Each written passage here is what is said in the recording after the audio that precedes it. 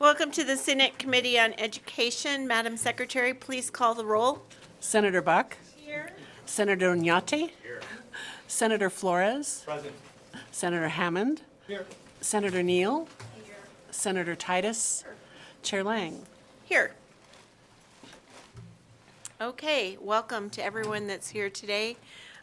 We are excited that we always have so many participants that want to hear what's happening with education in our state.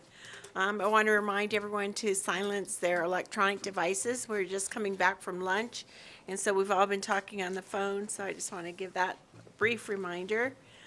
If you wish to testify, please sign up over at the desk and give Louise your business card. She's our committee secretary, and it just makes it easier for all of us. And when you're testifying, please remember to turn on your microphone and state your name and affiliation, if any, for the record. And then when you're finished speaking, please turn off your microphone. Presenters have provided 10 copies for members of the public and submitted their presentations electronically to our committee secretary by 1 o'clock yesterday. And anyone can view any of the materials on Nellis. We will take public comment at the end of the meeting, and please note that I reserve a right to limit the time based on the amount of time we have left in our meeting. You can submit your full comments in writing and then briefly summarize them in spoken testimony. Committee members will be using their laptops to view handouts, other documents, and please don't take this as a sign of disrespect. And with that, I'm going to ask Dale Urquiagua, the acting chancellor for the Nevada System of Higher Ed, to please step to the witness table and give us a presentation on what's going on in higher ed in Nevada. Thank you so much for being here. Thank you, Madam Chair. Members of the committee, for the record, I am Dale Urquiaga, and at this moment of transition, I have the honor of serving as the acting chancellor of the Nevada System of Higher Education.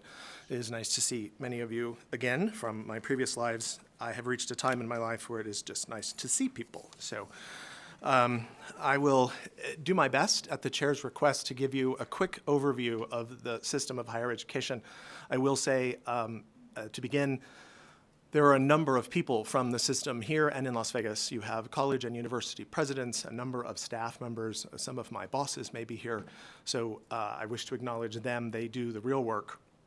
I get to talk with you for the next few minutes, and I hope they are here to support me and not because they are afraid of what I might get wrong. Keep in mind, I've had this job for 7.5 months. So I want to talk with you today about 3 things pertaining to your system of higher education. First, who we are. Second, who we serve, most importantly, I think. And then lastly, how we're doing in delivering that work. So interestingly, if you are a history buff, 2023 marks the 55th anniversary of the Nevada System of Higher Education. The university is much older. It was in the original Constitution, and we have been teaching in this state since 1874. But because the university became 2 universities in the 50s and 60s, and the Desert Research Institute was taken out of the university, and the Elko Community College was added in the 1960s. In 1968, the Board of Regents created the system. It was called the University and Community College System in those days. And in 1969, the legislature codified the existence of the system. And so since 1955, someone in our system has had the title of chancellor leading the system. But it is the 8 institutions which comprise our system, the 2 universities, a state college, and 4 community colleges, which do the real work. As you'll see today, they serve the students. As you all know, the system is governed by a 13-member elected Board of Regents. The regents have been a constitutional entity since the beginning of the state, and each institution is led by a president. We also have a research institute, and with due respect to my friends at DRI, most of my comments today are going to be about students, and while DRI does have students, they don't have them in the traditional way that you think about students, and so I will talk less about their research portfolio and more about our students today, but all of our institutions are important, certainly to the people of this state, to its past, and most importantly to its future. The mission of the system is prescribed in the Regents Handbook. I will not read it to you other than to point out that we embrace our mission of acquiring, transmitting, and preserving knowledge, and I think that's important. People think about higher ed in a particular way. They might not think about my research institute. They might not think about certificated programs. They might think about their own bachelor's degree. And I think that this mission statement does a nice job of summarizing for you what your system does across its 8 institutions. The Board of Regents have adopted 6 strategic planning goals. Our goals at the Regents level sit atop the institutional plans, if you will. Each institution has its own plan. The 6th goal on this slide is brand new. The first 5 have been in existence since roughly 2018, I should think. And you will hear us talk about access and success and closing gaps about the workforce and about our research a great deal. We also now have a goal to capture the bucket of work around coordination, accountability, and transparency, which in large part is really the job of the System Administration Office, or the Chancellor's Office, where I currently work. In the fall of last year, I think the board very wisely gave us 2 additional imperatives in the Chancellor's Office that we will shepherd the institutions through over this next calendar year. And those are on the screen before you, and I think that it is important, and I'll talk about this quite a bit today. The system and its institutions have moved, I think, quite far in embracing equity issues and diversity issues. You'll hear we are an incredibly diverse system with incredibly diverse institutions, and there are challenges that come with that in terms of our staffing, how we better represent or best represent our students, and how we if you'll pardon the expression, look more like our students than we have historically and we have in this time of great change. Obviously, an imperative for us as we go into this session, some of you have heard me speak already at the money committees. We are interested always in adequacy and equitably distributed funding. So let me talk a little bit about employee distribution. I have the privilege of working with about 14,000, sometimes that number is 15,000 employees. And you can see the R1 or Research 1 universities clearly employ the lion's share of folks, all the way down to SA, SCS, that is my office. SA stands for System Administration and SCS stands for System Computing Services. We run a very large computer backbone system, both for the state and for our institutions. But you can see sort of where our employees work. And then I find this slide interesting. The money committees have seen it. You see here a great reliance on letter of appointment and part-time staff at the community college level. That's how those institutions are more nimble. This distribution is also, though, a product of our times and the availability of funding. To be blunt, LOAs and part-time staff are cheaper than academic or administrative faculty. And so when there are budget pressures, as there have been on our system, as through all your agencies that you will hear from this session during the pandemic, we compensate in this way. This is a trend you're seeing across the nation where less expensive part-time staff are in many instances replacing academic faculty. We have done, I think, yeoman's work here holding the line there, but we, like everyone, have recruitment and retention issues. I bring this slide to your attention as a work in progress. It's about our race and ethnicity distribution among our staff, so my first imperative. And you can see we have improved our hiring and retention practices for employees of color over the last decade. I believe, and my board believes, we still have a long way to go in order to have role models for our students to whom they might relate more closely due to their own race or ethnic background. The chair asked me to briefly describe for you the funding formula, and this slide builds, so I'm going to try to build slowly. I will say I am not a finance person. I have a degree in political science, and so you will get the layman's version of a funding formula. You've heard, I know in this committee last week, I was here for part of it, about the K-12 funding formula. Our funding formula is dramatically different, so please forget for a moment everything you heard last week. Our funding formula is a look back. So we take a year of measure and we then calculate what are called, and I'll get here, weighted student credit hours. This formula is about 10 years old. Weighted student credit hours, essentially in the layman's terms, you get X value for one type of a discipline credit and a higher value for a different type. So I'll use these examples. These may not be true.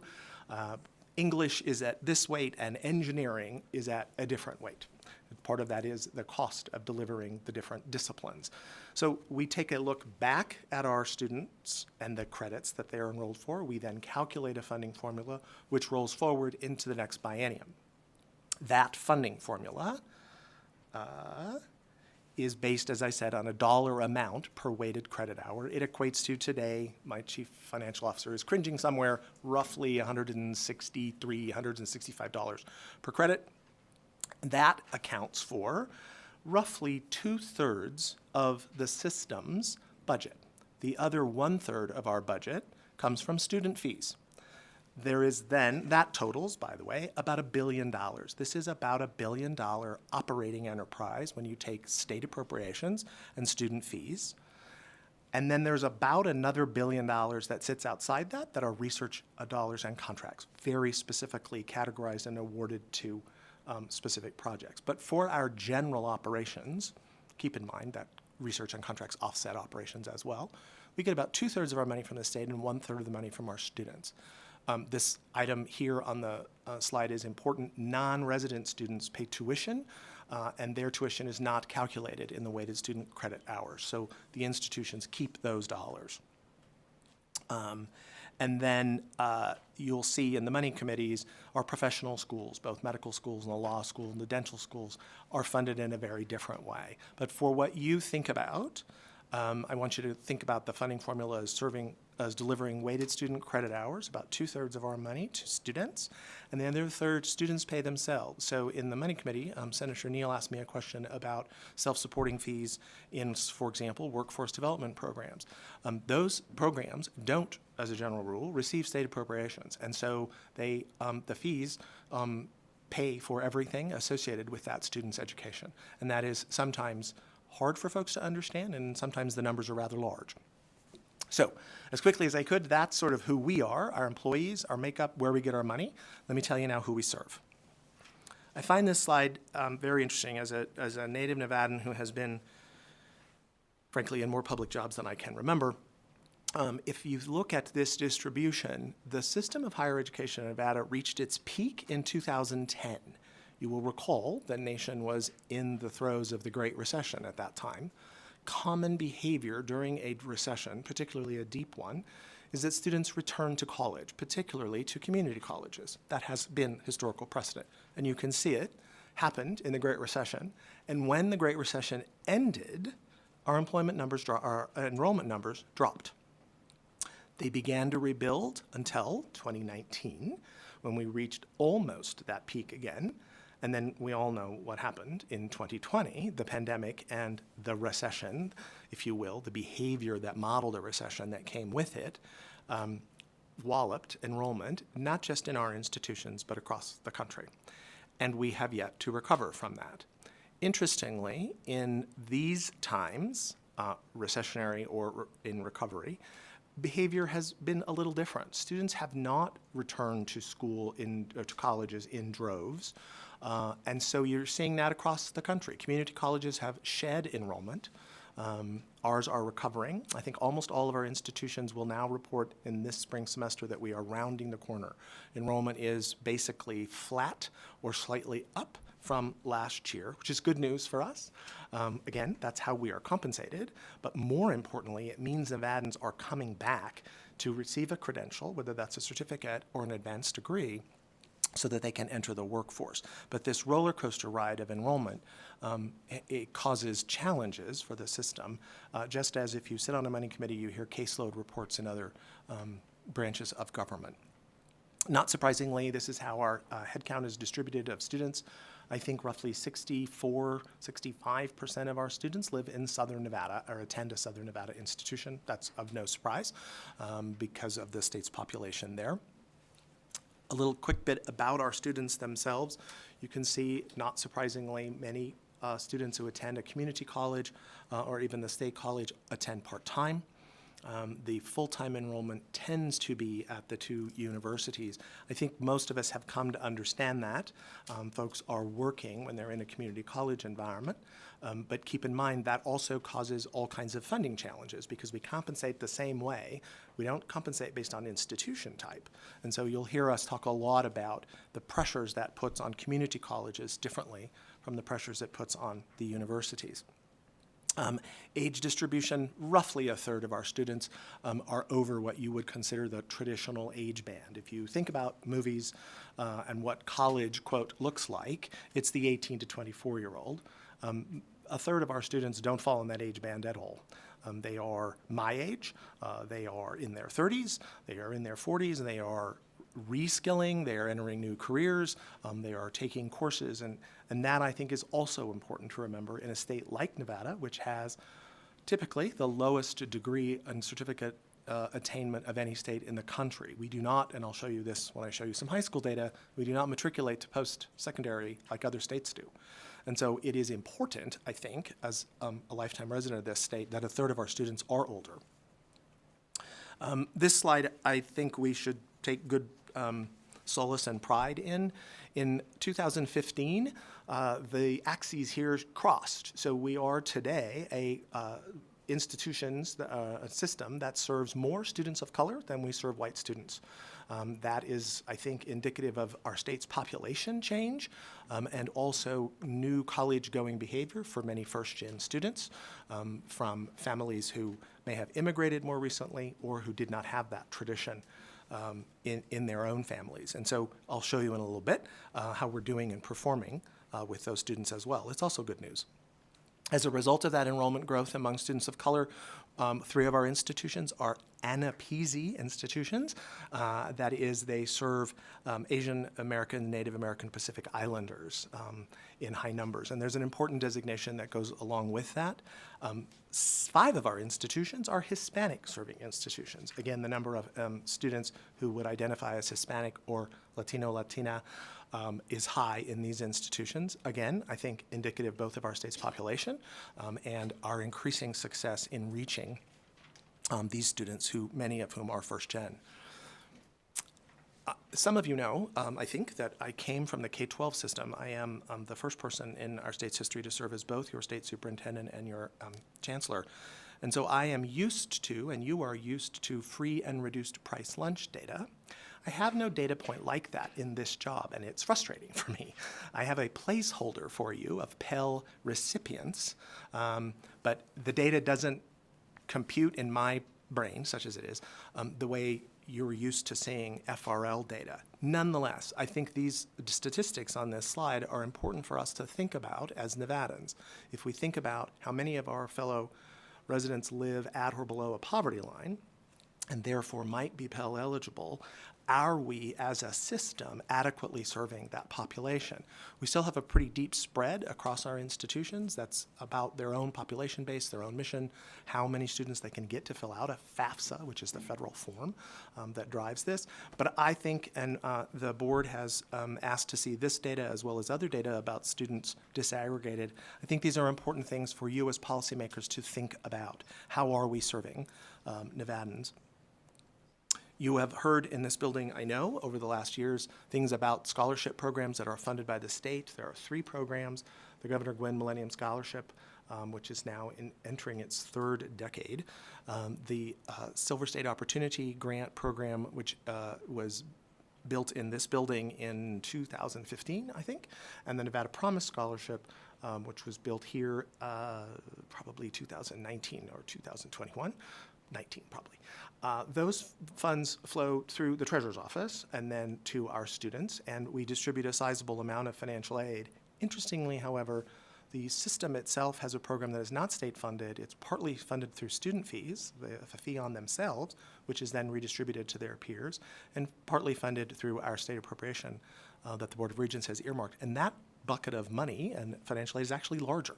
It is the largest source. And I find it a troubling data point that our students subsidize each other at a higher rate than my state subsidizes my students.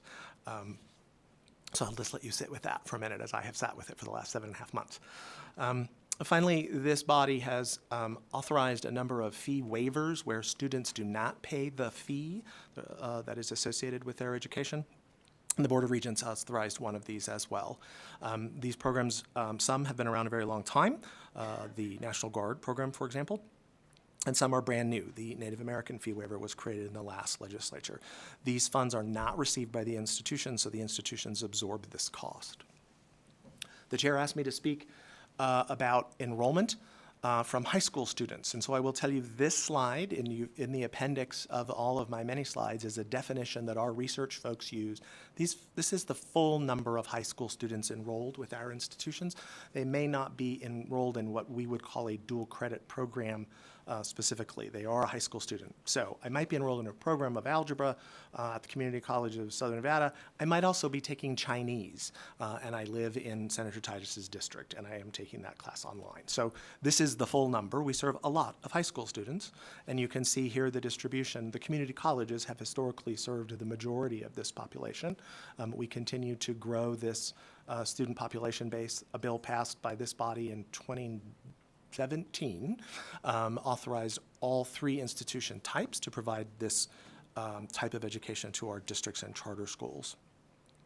And I give you this slide again as evidence of how we, I think, are striving to be more representative of the student population. 10 years ago, the majority of students who were dually enrolled were white.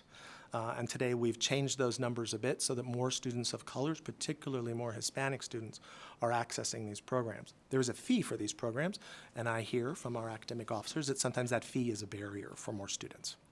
So very quickly, I think I am at my time, Madam Chair. I apologize. I'll go as quickly as I can.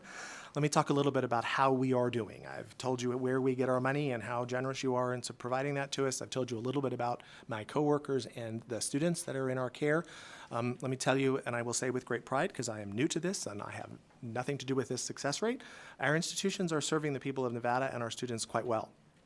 You can see here some history on the number of awards conferred that include skills certificates and certificates of achievement. Interestingly to me, a troubling data point here is that those 2 numbers have declined when there is so much emphasis on workforce development. And in the Money Committee, the senator from Las Vegas asked me about this, and it is an area where I think we, and perhaps you and the administration, have some work to do. But in general, we are doing well, I think, in awards conferred, and I give you this slide as an example where our students of color are now receiving more awards and certificates and degrees than traditional white students. And I, again, because that's who our population is today, I think that is a good data point that we should celebrate. We're also very proud of our graduation rates. I've watched these rates change in the 12 years that I have been associated with gubernatorial or education administrations in this state. They were not like this 12 years ago when I sat in this building in a very different role. And our institutions have moved, I think, quite far in this regard. Particularly, you'll see growth in the community college space. Those numbers have moved as well. It's a very complicated way that they reach an award or a graduation rate because they have so many part-time students, but it is good data, as I like to say, that they are moving the number. This slide is bad data. This is what I referred to you before as the number or percentage of students who matriculate from high school to a post-secondary institution. This slide has lots of pretty colors on it. Let me boil it down a little bit. In the first year of the pandemic, more than half of Nevada high school students did not come to one of our institutions, they did not go to a private institution of post-secondary, and they did not go to work in Nevada. Now, my researcher said, Chancellor, perhaps they all went to Alaska to get one of those great fishing jobs. That seems like a really high number of people who went to Alaska to fish. So I know, and I know the data from my previous jobs, that we are losing youth in our communities. They're not anywhere. They're not working, and they're not with us. Our jobs at the system and your jobs as policymakers should be how we capture greater percentages of those students. If you set aside the pandemic, it was the pandemic, I get it, everyone took a year out, go back to those other years. We were still in the 30 and 40% of high school students in our state not matriculating and not going into the workforce. That, I think, is troubling and is something that we would like you to think about. And so I'll leave you with these 3 things, Madam Chair, and I apologize. I have gone over my time. As you think about the work that you are charged with in this committee, and I know that my colleagues, the presidents and their staff, will be before you throughout this session, giving you expert testimony on a number of issues, I would ask you that you think about these three things. What policies would aid in that post-secondary matriculation? I think that's important. I know you do as well. What policies would aid in our goals of student success, closing performance, institutional performance gaps, often called achievement gaps, workforce development programs, and research? And then finally, our new goal, what policies will help us to be more collaborative, more accountable, and more transparent? These, I think, they're not just our goals, I think they are key policy issues for you as the leader of our state. And I will disclose with this, Madam Chair and members of the committee, and then I will be happy to either answer your questions or phone a friend to one of the many people behind me if I don't know the answer. But I would just remind you again that this is a public institution where I currently work, and the 14,000 to 15,000 people with whom I have the privilege of serving work.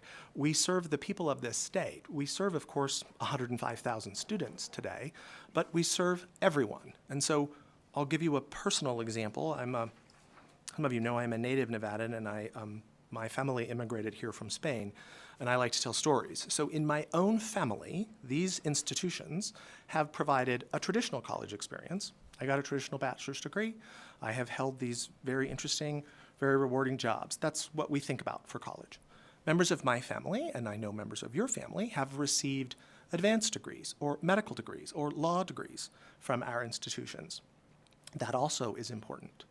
But members of my family, my son-in-law and others in my family, have certificates. They might work in HVAC, or others in your family might work as a pharmacy tech.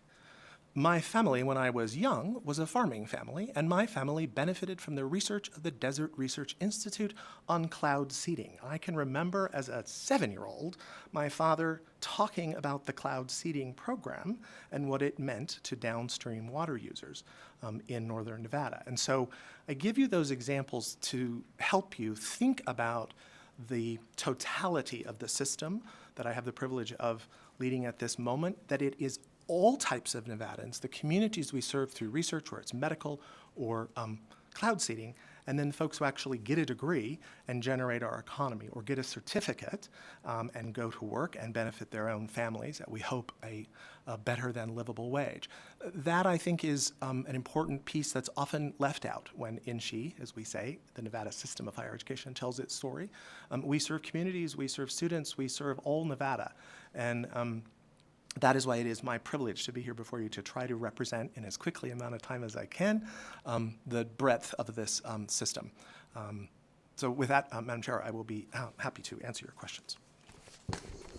Thank you very much, and your time is fine, and we really appreciate your presentation. And I do have a couple questions from people on the panel.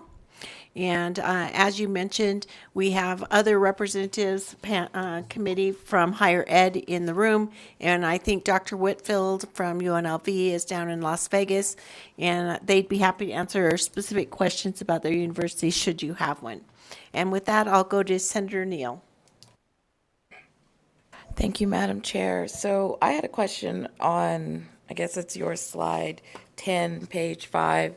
It's the INSHE employee headcount by ethnicity. Mm-hmm. And I guess what was interesting to me was, number one, I guess roughly almost 10 years, 2012 to 2021, African Americans have remained in 6% regardless. But it would be interesting to disaggregate the data by employee type. Yes. Do they fall into the LOA or full-time employee? Because I think that matters. Do you have that data? I think we do. And so I will have the research team pull that for you from HR. We have asked, the board has directed us to disaggregate by position type. Leadership, administrators like me, faculty, classified. And I think your question is the right question.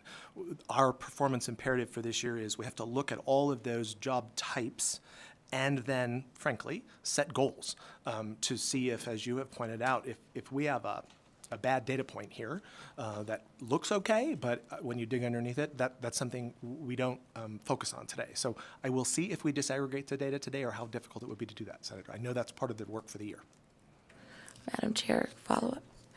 So, and then my second question is on, it was the white and minority enrollment distribution. And minorities are grouped together, but while you were presenting, I went to NSHE website and I was trying to see if I could get a breakout. But it looks like for actual enrollment, African Americans remained steadily 7%. Historically, I mean, there was one drop at 6.9. The graduation rates, it seemed to be the same across campus type, somewhere around 30%. And so, and it's worrisome because the trend over 10 years, the numbers stay the same. And so the question here is, there is also minority serving institution that should focus on African American population as well. So what actually is the outreach that's been going on? Because it seems pretty systemic. That they are it appears from data that they look like they're last on the list to be touched and supported. For the record, Dale Urquiaga, I appreciate your question, and I don't know the full outreach. We'll be glad to pull that information together for you to see what our enrollment outreach looks like to different student populations. And you're correct about where the data sits. The institutions do report that data to the board. It's why it is disaggregated. What we do with that, clearly, I think you've asked a key question: how could we do that better? How do we get different results? We have a goal about closing achievement gaps, is what it used to be called. We now call it closing institutional performance gaps. I think it should be focused on us, not on students. But we clearly have work to do there. I cannot disagree with you. Just, Madam Chair, just a quick statement. What's being evidenced, and because you have been around in multiple educational roles, it's evidence of what's happening in K-12. Correct. And it's filtering through the NSHE system. So it's not an oddity, right? It's not an anomaly. It is something that is going on historically, K-12 to higher ed, that's not being examined. And I know I've heard from you in the Finance Committee and here that it is an issue that you want to address. But I think we need to do a deeper look at what it is that's causing it, because if we have this low institutional change here just for teaching, and there's no access to even allow African Americans to become a part of the system beyond an LOA, beyond, and become a tenured teacher or a full-time faculty position.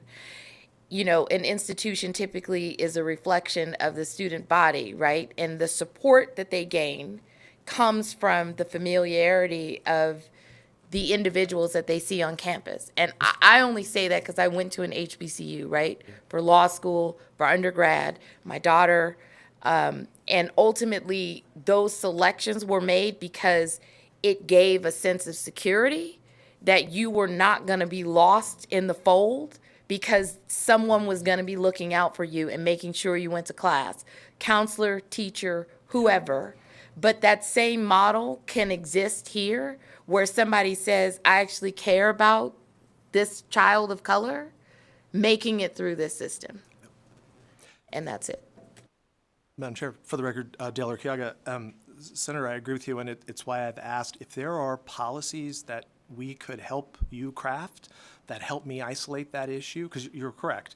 You can draw that line across pre-K through 20 systems for African-American students. And so I would welcome that conversation about what policies we could change. Here's where we're going in this year with these two imperatives. One is exactly what you've said. I am trying to gather the data so that we can set goals about leadership, faculty, and staff who, if you will, look like our students and can serve as that role model that you had at an HBCU. I am also interested, and the governor has proposed a review of our funding formula. As I've said, it makes a differentiation today based on discipline, what class I take, not on student type. Students come with a different basket of needs. and a different history as they enter, particularly if they are first gen or if they are, as you have said, a traditionally marginalized population that has been held flat. And so our funding formula conversation, I think, should take that into account. It doesn't today. And so you know me, I'm happy to help think through those policies. We have work to do here, both in who we hire and how we retain them, and in the supports we provide our students. I know my institutions do some of this work really, really well, and I would appreciate the opportunity to bring you some of those examples, and I would also appreciate the opportunity to work with you in improving.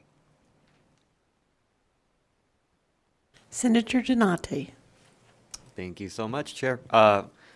Senator Neal just hit my first question, so thank you for stealing it from me. I would like to request, before I even ask my questions, as you break down the aggregates of faculty and the different classifications of them, as follow-up, I would like to request what that looks like for graduate students. Who are the folks that you're supporting for tenure, and some of the initiatives to support faculty of color and so forth to get those tenure spots. I think that's important as follow-up. Thank you, Senator. In general, I think that this legislative session, we've been talking even with the K-12 education of accountability and resources. I think that's something that has been really relevant just in nature of this committee and what we see moving forward for education as entirely for this state. Some of the things that I wanted to ask you, it's a two-part question, and I think you'll understand the second question once I ask the first one. So, in terms of the parity between the graduation rates between UNLV and UNR, what are the trends that you're seeing for that disparity? Is it because the students that matriculate to UNLV it looks like they have higher percentages of folks that are Pell Grant recipients. Are you seeing certain socioeconomic factors that are leading to that disparity? Is it because one institution has been there longer than the other? Like, what do you see at the forefront of causing that? And then, in addition to that, I think many of us would agree that we want to aggressively pursue graduation rates for universities and making sure that our students graduate within 4 years. And so, what do you think accountability could look like to reach that, not just reach the national average, but surpass that? And I guess my question is, what's the resources you need to get there? Dale Urquiaga, for the record, thank you, Senator, for both questions. So I will give you my guess on the first question, and I'll do my best on the second. And then I would ask perhaps President Whitfield to talk about the difference in his graduation rate. He is more familiar with than I. I would guess, based on my history in looking at student data, that you probably enumerated some of the causes. There is a different student population at UNLV. There are more Pell recipients there. That tells me there may be more students who live at or near some poverty line. It is an urban university that serves perhaps more first-gen students. I don't know that data point, but I would reach the same conclusions that you have. UNR is an older institution. That does not mean it is a better institution in any way. Both these institutions do great work. I would submit historically their student populations have been slightly different. That is changing at UNR. It will look more and more like UNLV, I think. UNR has a greater out-of-state tuition or out-of-state attendance than UNLV. So I would surmise that you're probably right about it's about student type. Then your second question is the most important question. Then what do we need to support all students so that they graduate in 4 years? We use a 6-year graduation rate because, as you know, I think you are an alum of one of my institutions. It takes many students more than 4 years. So to get students across the finish line faster, it's often about their workload. They work in a job in addition to attending our programs, and so it takes longer. And if I come with needs because my family, as for example in my family, my parents did not speak English as children, that brings with me some need when I attend a university if I come from a family like that. And so I think, in my own experience in the K-12 space, additional funding for wraparound services is critical in our system. I think that's what our next funding formula review needs to look at. Today we type all students the same, and therefore we only have so much money to provide equitable services to students who may start in a very different place than, for example, I did. So what that dollar number is, I've not calculated it. It'd be big, and I think we'll get to that number during this funding formula study. But sir, I don't need to tell you, you are asking the right questions for a system like mine that is changing to meet a very different demography than the one I graduated from. Madam Chair, can I have one more follow-up? Oh, yep. President Whitfield, welcome to the Education Committee, and we're wondering if you could also respond to Senator Donate and the committee. Yes, Chair. This is, for the record, this is Keith Whitfield, President of UNLV. Senator, you are asking all of the right questions, things that we focus on every day, actually, at UNLV. We have observed, and it is something that's a pattern of what you see in the nation, which is a lower graduation rate by Pell students. But to just take a little bit of privilege to say, one of the things that we observe is that when we can provide those Pell students with enough financial aid so they never have to stop out. Stopping out is when you're going along, you got a couple of semesters under your belt, but you were a little behind in being able to afford to go to school, balancing work in school. So sometimes you stop out, try to save money, and then come back. That's one thing that, particularly for our Pell students, is something that puts them at a disadvantage, and oftentimes they either don't come back or they come back much later. They don't just take a semester off. Sometimes they have to take a year off, sometimes longer. So the Pell Grant is a piece of the puzzle.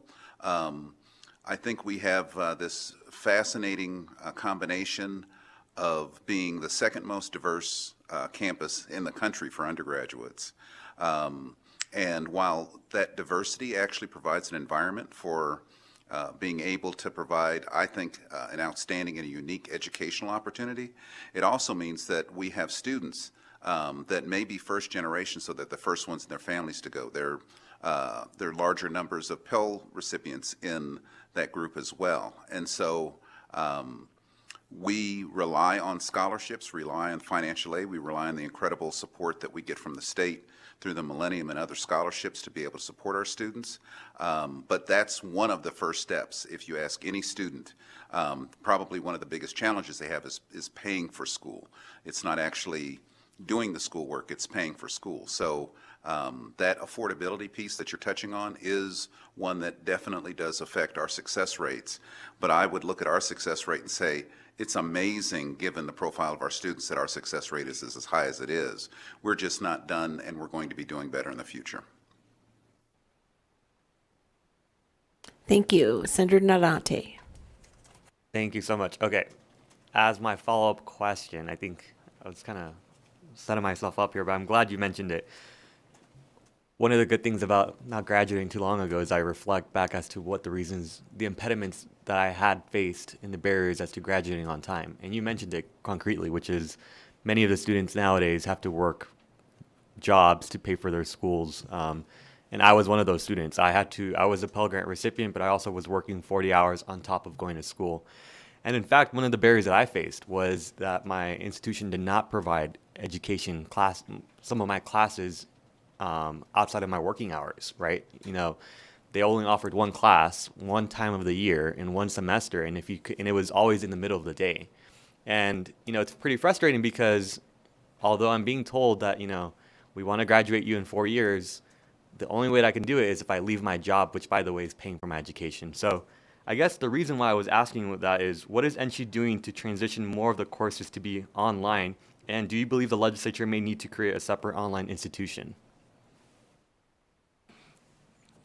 For the record, Dale Urquiaga, Senator, I will artfully not answer the second part of your question. We have not talked about the need for a separate institution in my time at INSHE. The institutions all, I think, now offer online. Some in greater proportion. The pandemic forced great changes in that space. It is an area, I think, both for access and ultimately for success, where we probably need to compete more.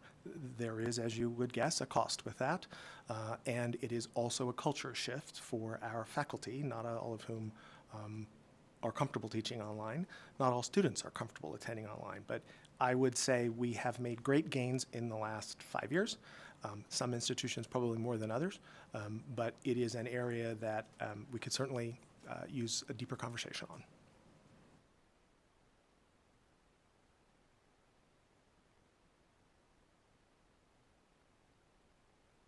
Thank you. Any further questions?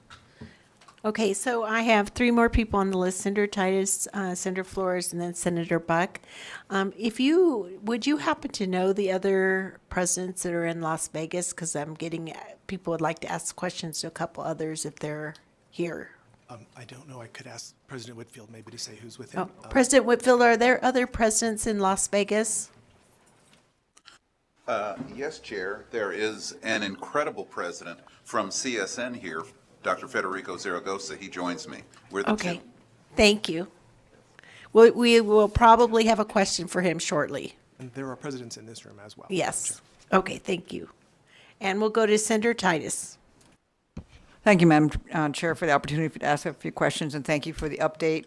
I am obviously a proud grad of the university system, and I too worked going to college as my colleagues did on the end, and I'm sure many of us did here. I had 3 jobs in undergraduate school, from cleaning toilets on weekends to carrying change at the MAPES, which is no longer there, in the middle of the night, and a work-study program on campus. So there was no such thing as a Pell Grant, so we had to earn it. And so I just acknowledge how hard it is to get it done in 4 years. I did, but I also worked in the summer and took classes. But it's tough, recognizing that. In healthcare, there's something called lifelong learning. And when I hear a presentation like this that really perks my interest, I get excited about it and know that I have some homework to do tonight. So in regards to that, page 34, you brought up those unknown folks that somehow or other fell off the radar. And I really am going to do a deeper dive later on this for my own interest. But looking at the data that you gave us, it wasn't just something to do with COVID, although COVID definitely gave us a bump. Looking at that steady increase in those that graduate from high school but then suddenly disappear off the radar for a period of time. So 34% back in 2014, 54% in 2019, but in between it was steadily going up. And I'm just wondering, this is just a snapshot of our state. I'd really like to see, is this unique to Nevada or is it a generation issue? And COVID, of course, amplified everything that could be in our state, but if someone has that data that could share with the committee, if the chair would be okay with that, on what the other states look like. Is this a generation thing for our nation that we're losing those folks, or was it unique to Nevada, this significant amount? And then I have a follow-up question. For the record, Dale Urquiaga, Madam Chair, to you, to the Senator. It is, we are 49th or 50th in the nation for these numbers. So yes, I will find you the data to show you where other states fall. We are doing very poorly here. So it is not simply generational. It is a policy challenge for us as Nevadans. When I pulled this data, well, let me be clear. When this data was pulled from me, I wouldn't know how to get this data out of a computer. Alaska was worse off than us, and that may even have changed. These numbers are a little old. And so we'll get you the state comparison, but this is a Nevada issue that we ought. Interesting, thank you. And then my next question is really on a different subject, and I brought this up, I think, in the money committees, but it's really relevant to a policy. For all the sessions that I've been here, we've spoken toward stackable credits, and one of the options for kids in high school to do the dual credit accreditation program where they can maybe get their AA at the time of graduation. And I've heard complaints that they get the credit, but it's not necessarily stackable. And I think you mentioned this, and I'm wondering if there's a solution to it, that they have these credits. They think they can shorten their term to a BS degree, say in English, only to find out that that English credit that they took, thinking that it was transferable, doesn't apply to the degree that they're looking at getting. And wondering if there's some solutions to that. Whether better communication, truth in advertising, perhaps. Yeah, it's great to sign on and take these credits, but you know what? If you want X degree, they're not going to work towards that. Or on the other end, having a little bit more leeway on the bachelor's component of that says, yeah, you know, it's not 101, but it certainly is an English credit, that kind of stuff. So I'm wondering where the obstacles are, who's exploring that, because I've heard from more than one constituent that it's a significant issue, that they thought they were getting this and they got this when they really went to try. It really wasn't transferable. Yep. So they end up with 160 credits when they needed 120 because they took those other 40 that they can't use at all. Yep. For the record, Dale Urquiaga, thank you, Senator and Madam Chair. So I think the statistic on transfer credit, so from a 2-year institution to a 4-year institution, is about 95% plus of our credits do transfer, and our students are in that space. So there's still a gap. And I will say, in March, the board will receive a presentation on what we call common course numbering. So that helps people understand. It used to be the institutions did this separately. And so over the years, the academic officers have come together to create things like common course numbering and some of the other taxonomies of how we delineate courses. So it is better truth in advertising. Clearly, we still have some work to do. That's on us. But I will say this issue, while there are still those stories, I hear them too, is improving over time significantly between our 2-year institutions and our 4-year institutions. That doesn't mean we're perfect. And so I think that report is already prepared. We'll get that for you so you begin to understand the tools that the regents have prescribed on the institutions to make this easier for students.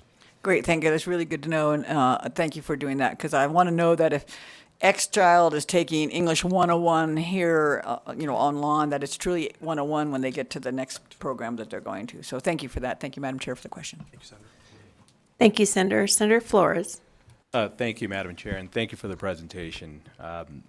I've had now the pleasure of seeing you wear multiple hats going back to 2015, and I really, one of the things that I've always sincerely admired, even when we haven't been on the same side of an argument, you're very strong in accountability and letting folk know where we stand and where the challenges are. And I think you're in a very unique situation now, having been so focused on K through 12, and then now seeing the other side of it. And Senator Titus, I think I've been following her lead now. This is the third time that she hits slides that I'm interested in conversing about. And maybe because I know that you do have that straightforward approach, maybe it's an opportunity for me to pose a question and give you an opportunity to engage in a very straightforward conversation. So looking at that slide 33, I think one of the questions we often have asked is, where are we putting more blame? Are we to blame K through 12 that when we graduate, we're not transitioning to NCHE? Or are we to blame NCHE that we're not actively recruiting, that we're not in the schools, that we're not creating an actual bridge, so that when students are graduating, we're actively engaging them and letting them know this environment is for you? Because I always hear about the conversation we engage in. We are a very diverse institution. We're a very diverse school, and I hear all the institutions saying that.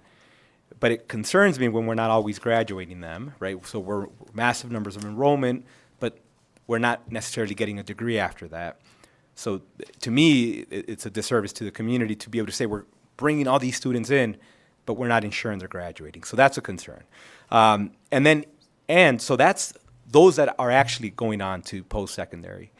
But then also the question of when little Edgar is graduating, I really do believe that with me, myself personally, when it was just somebody coming to my high school, sitting down with me and saying, you can enroll. I can help you right now. Let's do it right now on the spot and help me with that. That conversation was never going to happen in my home. My parents wouldn't have known where to commence that conversation.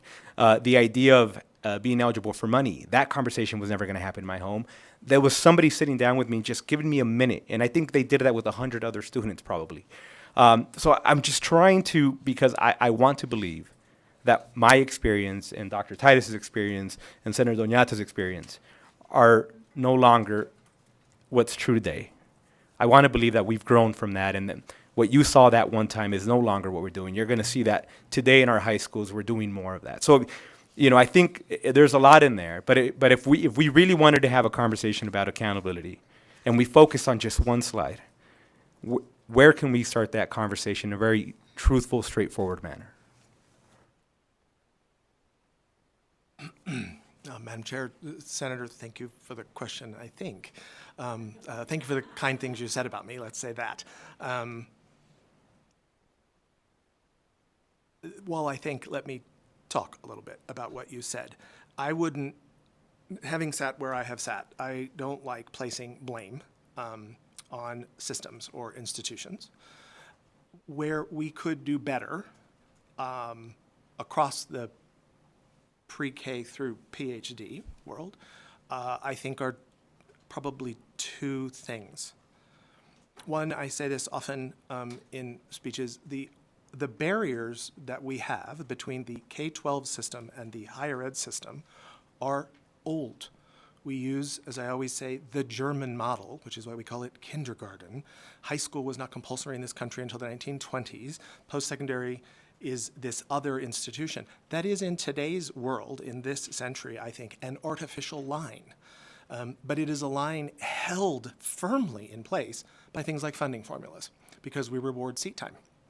And so in the K-12 space, I wished to hold my students because I got compensated for them. And now in this space, I wish to have more students because I am compensated for them. That has absolutely nothing to do with students. Some students are ready to leave high school. They may have achieved credits in one of our institutions, or they may be gifted, and they may be ready to move to our institutions. We don't have those conversations enough. Other students maybe aren't ready. And we don't have a grade 13. We have all kinds of horrible names for that, and we call them dropouts. So I would submit to you first our own system and the way we fund it and, frankly, treat young people is part of the problem. On the other side of that, we, people who run these systems, have a job to compensate for that. And you mentioned we need people to do the outreach. Someone said to you, you could do this.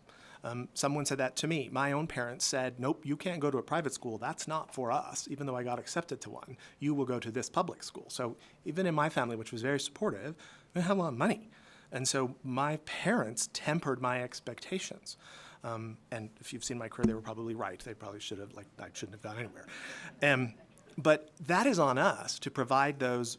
They're often called navigators, they're called advisors, they're called translators. Well, folks, those people cost money. And so in a system where I have to provide money for my institutions to teach, they spend their money there, and they don't always have, often, particularly during the pandemic, a number of our institutions eliminated positions like that. They don't have navigators. They don't have college outreach enrollment folks in sufficient numbers.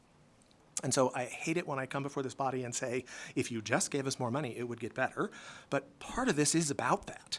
Nevada funds higher education at a low level, just as we know we fund K-12 at a low level. Some of this is about having the right kinds of people. Therefore, your accountability question, I'm getting there, Senator, you should, I think, ask us and support us to work with you and show you where we're allocating those dollars. The senators have asked me questions about race and ethnicity and the distribution of my employees. We could also all look at where my employees sit.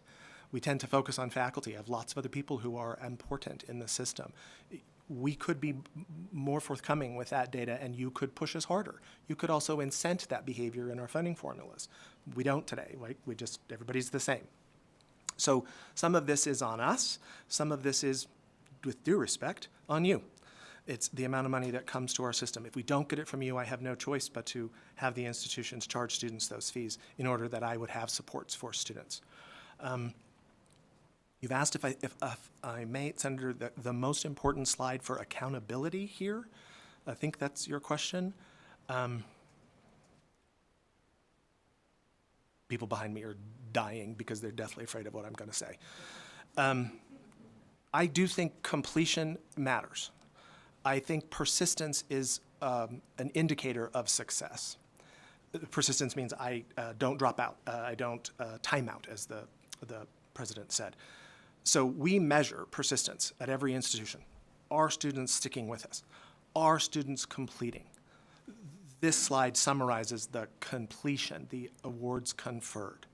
But if you wish to have a robust conversation about accountability, the data that we already compile, and again, I'm new to INSHE. INSHE has done a good job. When you can't sleep at night, we have a lot of data dashboards on our website.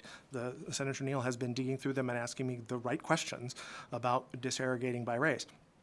But if we wish to do more about completion, then we need to understand a couple of things that I would ask you to think about with me. One is enrollment. If they're not coming to us, I'm not helping. I can't get them to persist and complete. So that's why I ask you to help me think about that barrier. Persistence, commonly called in this space indicators of success or predictors of success. That's things like persistence, that's credit load, that's not timing out, that's not having to work because they need the funds. And then you get to completion, awards conferred. And then the real question where I do not have the data, and it is a great frustration for me at this time in my life, what does it look like after? Are they at a living wage? Are they still in my state, or have they all gone to Alaska to be fishermen or nurses? And if they are at a living wage, have we moved them, moved their economic mobility? I started out in a very poor family, and today I have run both education systems in my state. I'm what's supposed to happen. But that story isn't true for everyone, right? So if we want to have that conversation about accountability as a state, what measures do we need? And we need all kinds of data, folks. Some of this I have, some of it I just don't have, about wage and about locality. So with respect, Senator, I appreciate you. I have always worked with you well. I appreciate your passion. And I would ask you to use this slide as a jumping off point and to think with us about that span of accountability from enrollment to a livable wage and economic mobility. Thank you. Senator Buck. Thank you, Chair Lang. As I heard from my colleagues from SD10 and SD4 and SD2, as a K-12 educator myself, I know that there's a road about middle school where you're on track to college or not. And so I want to remind the committee before I ask my question that 110 African American boys, or 6.2% out of 1,176 tested in 8th grade math, were proficient. So how can the 1,066 be confident to apply for college? 800 Hispanic boys were proficient out of 5,795. That's 13.8% rate, 8th grade. How can 4,995 Hispanic boys feel confident to go to college? So I get to my question then, what are the institutions doing? Because I, quite frankly, put the blame right back on K-12. What are the institutions doing to reach out to middle school and high school students, teachers, to help with this? For the record, Dale Urquiaga, Madam Chair, Senator Buck, thank you for your question, and thank you for your work. I understand where you come from.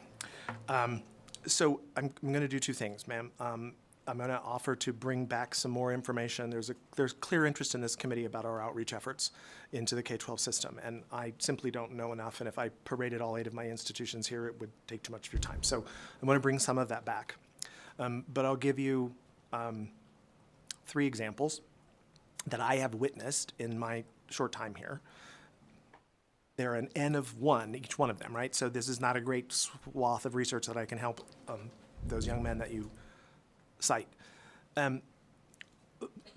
Almost all of our institutions have some level of programming in the dual credit space.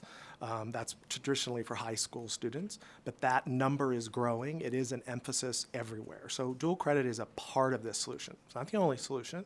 It is not a silver bullet, but it does put us in that environment. So that's the easy one. The other, recognize several of our institutions are teacher prep programs, and they are, and this is body of work that we should bring you, constantly updating their work and reviewing their curriculum. I know the chair has asked me questions about a specific area of curriculum in which she is interested, but we are preparing the teachers for tomorrow, literally in our institutions. And as you know, in my day, teachers maybe didn't receive a course in what poverty looks like or what impact traditionally marginalized populations suffer racism, what impact that has. The work some of this committee knows I did at Communities in Schools, the examination of what trauma does to a child and how that child's behavior, not just in K-12, but in my system. That work, I'm very proud of our colleges of education. We could produce more teachers, I understand that, but I know that our colleges are working to improve the teaching workforce. And I will say more of our teachers stay in Nevada than some of the other credentials that I know this building is very interested in. I know there is brain drain. I had to say that to the governor today. But a number of our teachers, a high percentage of our teachers do stay here. So I would like the opportunity to bring you some examples from what I know they're working on in the curriculum. And then lastly, is a small example, but it is, I think, indicative of both the mindset of the institutions who I support in this role, and also, here it is again, folks, this takes money. I say I don't like to ask you for money, and every time I open my mouth, that is what I do. We have programs in particularly STEM education that, whether it's robotics through one of the R1 universities, on my first visit to the Desert Research Institute, which, as I said, it's a research institute. You don't think about it as an educational institute. They show me these STEM boxes that go out to K-12 so that a teacher at the schools where you have great affinity can produce curriculum for their students. And that is a way where we are sharing frankly, the minds and intellect of our experts into the K-12 system. Again, it's a tiny example, but those boxes are paid for, I believe, with foundation money and not their state appropriation. And so my institutions are, I would represent to this body, trying to fill in this niche. And like everyone, we have scarcity mentality issues, and we have an overwhelming sort of history of, as the demography has shifted underneath us, we are trying to work our way through. Clearly, we can do better. We could work more closely with our colleagues in K-12. But I'll give you those brief examples, Senator, that all hope is not lost. And yet, every time I see a data point about a young man or a young woman, I remember that's someone's child. And there's a human being behind that data point. And I will say to you that the 14 or 15,000 people with whom I work are cognizant of that as well. And my experience with them is they wish to do the very best that they can. We'll have 2 more questions, if that's okay. Are you tired yet? Not at all, ma'am. If anyone wants to Senator ask me Neal. my favorite color, I'd be happy to answer that, Senator Neal. Thank you, Madam Chair. And I think part of this question may be answered by CSN, but so INCHI also has remediation costs. And I want to talk about kind of the financial aid and remediation piece. It's my understanding that when a student is attempting to, or they have to do remediation courses, that is not necessarily covered by their financial aid. And so first, is that true or false? So I'm going to phone a friend for help here. We no longer call it remediation. We now have a co-requisite model, and so I'm going to ask the Interim Vice Chancellor for Student Academic Affairs to bail me out here. Okay. Renee Davis, Interim Vice Chancellor for Academic and Student Affairs. In terms, first of all, we do not offer remediation beginning in fall 21. We moved to a different model called co-requisite support. And so students who need extra support to make it through the first English or math course in college get a secondary course that supports them. It's not remediation because it's not something that you have to take in advance and then progress to the college level course. It's support that is supposed to be offered just in time to students. If they have gaps in certain, mathematical functions, for example, and they need that for a foundation for what they're working on in the college level course, then the co-requisite support course provides that additional information and practice and so forth. That kind of answered the question, but it didn't. So, because that started in 21. Right. So I'm familiar with it. I've seen it at NSC. So you'll take a math 120 and then you'll have a math 121. And the second course, which is 0 credits, is your tutoring class. But, and I recognize that this started in 21, but I guess what I was trying to get to is that you have a group of students that may not have met the course need prior to 2021, and they're running through your system. And those students are in need of particular support, and they came in at a point where they're, I believe, remediated courses were not covered under financial aid, and you might have had to come out of pocket for that course. And so in the context of this conversation of that we've been having, students that are coming in with a disparity, they're coming in with poverty, they're coming in with a K-12 disadvantage, and then having to come out of pocket and say, I got to take math 100, I have to take reading 100, and I don't have that money to pay for that up front, and I haven't been able to get the Pell Grant, right? Because the Pell Grant doesn't come to everybody. So don't make that assumption that everybody that fills out a financial aid application is getting Pell Grant money, because that's not true. And what we've seen are a lot of students that are super, super scared about the loan. And so they try to figure out how to nickel and dime their courses, and they don't get financial aid because they don't want to apply for it. So in the system, what are we doing with that group of kids that came through, might be remediated, still need remediation? Are they transferring out, maybe starting at UNLV, starting at UNR, then going to a community college? Or are they just remaining at a community college and continuing to spin the wheel, become the super duper freshman, because you don't really become a senior. You just spend 4 years trying to accumulate credits? Renee Davis, for the record. So let me go back and answer your earlier question. I apologize that I didn't answer that. And in most cases, financial aid did cover remediation. One exception would be the Millennium Scholarship. But in most cases, those who were getting financial aid were getting that to cover any remediation they needed in the past. In terms of students who needed remediation previously, and came to us before 2021, those students are now, they were folded into the new model. So we don't have any, there are no students in our institutions currently who would be required to take a remedial course. They are folded in. If they didn't complete their math or their English course yet, then they're folded into this new co-requisite support model. Is there an additional cost to a co-requisite support course? Yes, there is, because there's the 3 credits for the college level course, and then it might be 1 or 2 credits additional. So there would be some additional charges covered by financial aid, but yes, if the student's paying out of pocket, it would cost more money. So that's true. Madam Chair, a quick follow-up. I think what I'm trying to get at is that I'm not arguing against the co-requisite model, right? I've seen it. I've seen also the student on the other side that's just like, I don't understand what this course is because it's not really fully explained.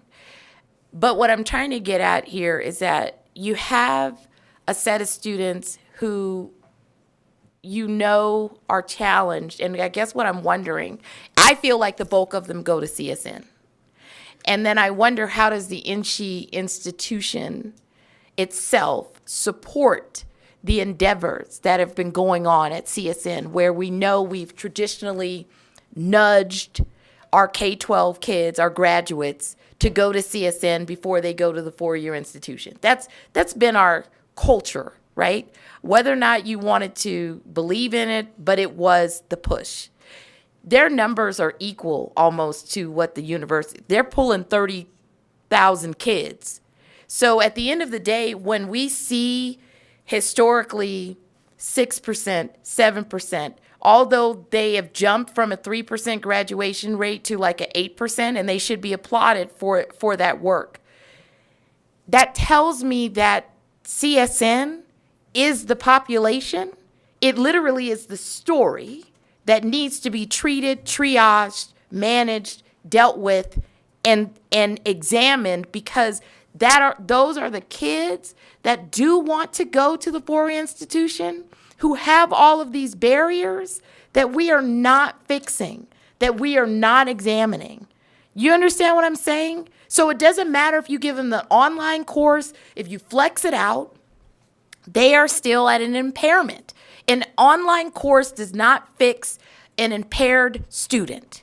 It actually makes it worse because the modality is limited in how they receive the information. And I felt like COVID gave us no other choice, but those students don't learn that way.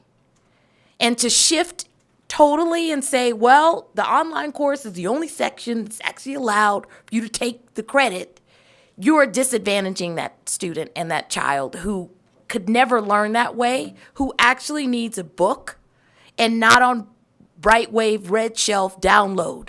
You understand what I'm saying? A physical textbook in their hand, flip the page, highlight it, and read it.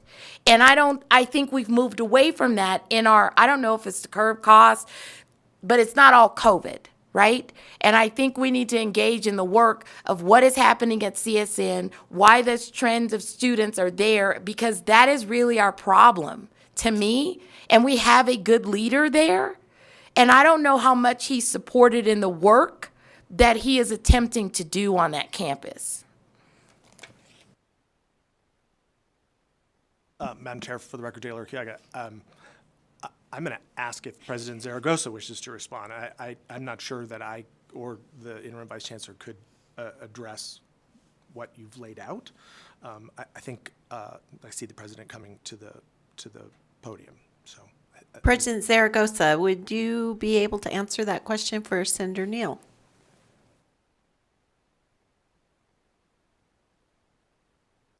Madam Chair, committee members, Senator Neal, it's a very complicated question, but it's very pertinent to the type of students that we do have coming to the colleges of Nevada. And there are several moving parts to this. Senator Buck talked about the pipeline. And we know that across the country, about 80% of community colleges were not college ready. That meant that they needed remediation of sorts. And so community colleges developed the remediation systems.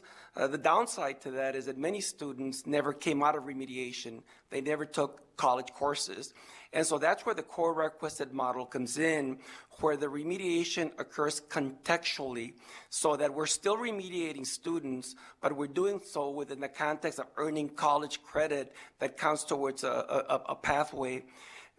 The additional hours that we have now within the core requisite model allow us to do the contextual remediation, which again gives students a much better sense of alignment, if you will, from the remedial to the actual credit course. So there's evidence to suggest that students benefit, students that are at a deficit when they start benefit from the model that we're using. But that only deals with one part of a very complicated question. We talked about the funding formula, again, the ability to provide the enrichment and support services, wraparound services, which the funding formula does not incorporate when we talk about the equity component. We have students that we know when they're coming in are going to need not only the tutorial services, the contextual services, but those wraparound services. And all of these contribute, if you will, to create barriers to students as they complete the process. So going back to the Chancellor's observation that resources often could be perceived as the solution. I don't know that it's a solution, but it certainly is a gap within the context of those students that we're talking about, because it really does start in the pipeline, and it really does cost, and the supports that we need are more significant than what we're currently receiving. So again, I'm hoping that I'm responding to the question because, again, it's a very complicated question, but it is one that at the College of Southern Nevada, we're grappling with on a day-to-day basis. We've not reached, for example, on the wraparound, our 350 to 1 on the advisor side of the house. We're also obviously trying to incorporate some best practices. There's some very good software programs out there that are contextual to certain students that we'd like to bring into the system, all of which do go back to the issue of kind of the resources and the funding formula as well. Thank you, President Zaragoza. And for the record, would you be able to state your name for me, please? I apologize. Federico Zaragoza, President of the College of Nevada, for the record. Thank you. Are you good, Senator Neal? Yeah, thank you. Okay. Last question goes to Senator Donate. Thank you so much, Chair Lang. So I think this is a good closing question because as committee members, we will be looking at bills as to what we carry on into the interim and what the future of our education system looks like. I think that's a subject area that many of us will be looking at within the next few months and giving actual charges to you all in terms of like what we can take forward with us. You know, I will say I was pretty moved by your response to Senator Flores as to like how the funding formula is structured and what we as a state need to move towards to make it more equitable for everyone. You don't have to answer the first part of this, but I think the second part is important. Do you believe, given your experience in K through 12, that perhaps we do have to move to a funding formula similar to what we did with K through 12, where we're adding weights to the students that are essentially with the more critical needs so that they are graduating and making that finish line? I think that's, you don't have to answer that, but I think it's important just to have that as a part of this discussion and something that we can look forward to beyond this, replicating the same thing that K through 12 just went. But I think my more important question is, have you looked at the other, is that a conversation that you've seen other states do? Are those reforms that your team has looked at for other states in terms of ideas as to what this potential system could look like to make it more equitable for students so that we can surpass the graduation rates that we have now? Madam Chair, Senator Donate, thank you for a fitting last question, and I'll answer both parts of your question. My caveat in answering the first part is you have asked for my personal opinion, and the Board of Regents has not discussed in depth the idea of weights, and so I'll give you my personal opinion, and then I'll answer your follow-up question about what's going on in the country. So the short answer of my personal opinion is yes, sir. Student type matters. And students bring different needs and therefore need different resources to equitably get across the finish line in the time that we would like them to. Similarly, you have heard my colleagues say institutions are different, and that causes some challenges in our current funding formula. So my own opinion is, yes, we should pay attention to who our students are and recognize that it is not a factory where they are all the same. That is my personal opinion, sir. What I will tell you is, as the board has and the staff has discussed the pluses and minuses of the current funding formula, we keep coming back to this topic. Doesn't differentiate for student type, doesn't differentiate for institution type. My colleagues at the friends at the Lumina Foundation do a good bit of data analysis about a state's credential attainment. They're pretty famous for the 60% by 2025 numbers. So Illumina is now engaged in a conversation with me about, and my staff, about our funding formula. And I will tell you, the state of Illinois is held out today by that foundation as somebody who's gotten to this space ahead of most of us in the higher education world. They're looking at the issues of adequacy as well as equitable distribution. Today we have a distribution formula. You tell me how much money I can have and I distribute it. This is unrelated to adequacy. That's a distribution model. And so Illinois is doing some pretty groundbreaking work. I am pleased that this governor has included in his budget a funding formula study, and I would hope that this body would influence the conduct of that study so that it preserves what really works well about our current funding formula. It works really well at the university level in many regards, and would add some of this other work being done around the nation, whether that's Illinois or other states, to talk about who we really are as a people. Chancellor, we so much appreciate you being here today, and we kind of ran you through quite a long time. But if I could recognize a couple people that are here today with you. Karen Hilgerson from the Truckee Meadows Community College. She's the president. Thank you for being here.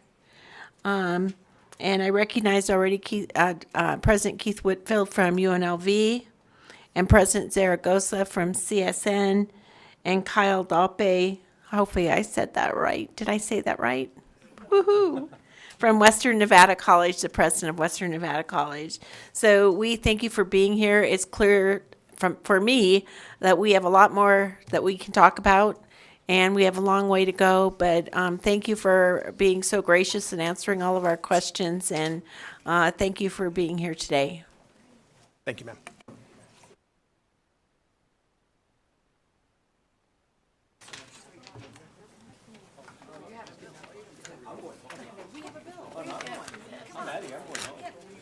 Okay, so with that, I'm going to open the hearing on Senate Bill 114. And Senator Flores, if you please proceed whenever you are ready.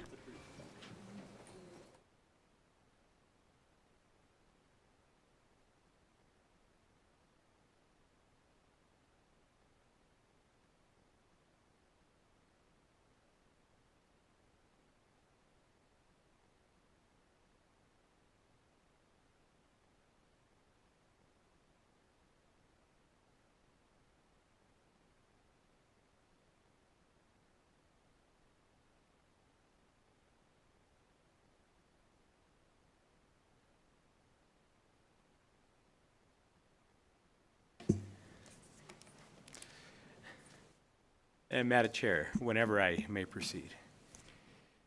Thank you, Madam Chair. Esteemed colleagues of the Senate Education Committee, I am Senator Edgar Flores, representing Senate District 2. And today I am bringing before the committee Senate Bill 114 that really I am presenting on behalf of my constituents. I think it's always a very powerful thing where I have an opportunity to meet with students and teachers in my district and bring something on their behalf. Before I jump into the comments on this particular bill, I wanted to briefly introduce some folk that are joining me, along with giving you some context as to who else will be in the room to answer subject matter questions should they come up. So first, sitting to my right, we have Renee Fairless, which we all, with a lot of love, refer to Fairless, who is the lead principal at Matter. And then we also have a wonderful student, Kobe Robinson, who will be joining us and will be sharing a little bit of his story, which is relevant to the conversation today. So first, I'd like to start off with the genesis, the origin of Senate Bill 114. I had an opportunity to speak with folk in my district about high school sports. And as you all know, high school sports bring out a lot of passion. So I originally did not want to carry a bill that involved high school sports because often passion is more powerful than logic and rationale in a lot of different subject matters, right? And I was scared, quite frankly. But as I started to understand the issue better, I realized that there was a necessity for us to engage in this conversation. And so with that, I just would like to lay the foundation of how, in a very broad and general overview, what the rules are now when we talk about sports in high schools in the state of Nevada. Presently, if you are a student at a middle school, you're in 8th grade, you graduate, and then you go to 9th grade, everybody kind of starts off in the same leveled playing field. You can go to a charter school, you can go to the school you are zoned for, you can go to a private school. Some students may opt for for homeschool. When we start off, you are eligible at that time to participate in the sports of that particular school. By the way, I just wanted to make it clear, I'm going to be saying NIAA a lot. That refers to the Nevada Interscholastic Activities Association. So just when I say that, that's what I'm referring to. I wanted to make that abundantly clear. They're incredibly important because they are who oversee sports, and particularly the competitive side of it in our high schools. They are also joining us either via phone or Zoom. They are not in any way co-sponsoring, supporting, and or saying that they want this bill to move forward. I asked them to join me as experts. They had some concerns with the bill. We are working directly with them to address those concerns. So I don't want to misstate that them joining me in this conversation in any way means that they are supporting what we are doing. They are just here to answer very technical questions that I anticipate you may have. So going back, when we start off 9th grade, you enroll in a school. You then want to play a sport. Everybody's on the same level playing field. Great. The issue we have is particularly with, and this is the hypothetical that I am trying to address. We have charter schools. As you all know, there is an open enrollment phase. During the open enrollment phase, there may be more students who apply to a particular high school than there are vacancies. When that scenario triggers, you then have a whole host of folk that wish they could be a part of a school, but unfortunately cannot. They get waitlisted.